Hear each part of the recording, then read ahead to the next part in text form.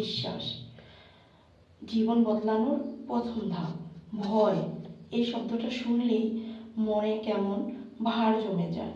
ভয়ে যে হারিয়ে যায়, যে ব্যর্থ হয়, সেই সবচেয়ে বেশি ক্ষতিগ্রস্ত হয়। আমরা প্রায়ই ভাবি ভয় আমাদেরকে রক্ষা করবে, কিন্তু না, ভয় আমাদেরকে সবসময় বন্দি করে দেয়। ভয় তোমাকে শিখায় পালাতে, আর বিশ্বাস তোমাকে শিখায় দাঁড়িয়ে থাকতে।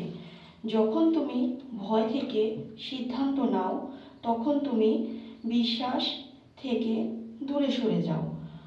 তোমার মন ছোট হতে থাকে। আর যখন তুমি বিশ্বাস থেকে সিদ্ধান্ত নাও, তখন চেতনা প্রসারিত হয়।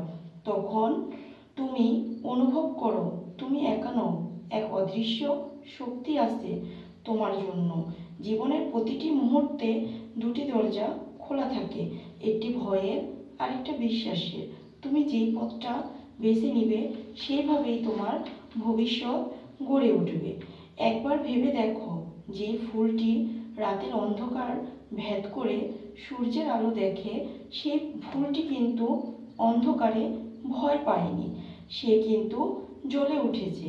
ঠিক তেমনই মানুষই তখন জ্বলে ওঠে যখন সে নিজের আলোর প্রতি বিশ্বাস রাখে। বিশ্বাস মানে অন্ধ নয়, বিশ্বাস মানে হৃদয়ের গভীর জানা, যা ঘটুক আমি সঠিক আছি।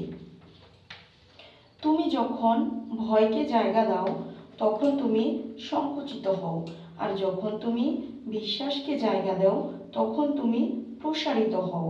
তুমি যা বিশ্বাস করো, সেটাই তোমাকে প্রতিফলিত করবে। বিশ্বাস হচ্ছে আয়নার মতো। যদি বিশ্বাস করো তুমি অক্ষম, তুমি জীবনে বারবার হেরে যাবে।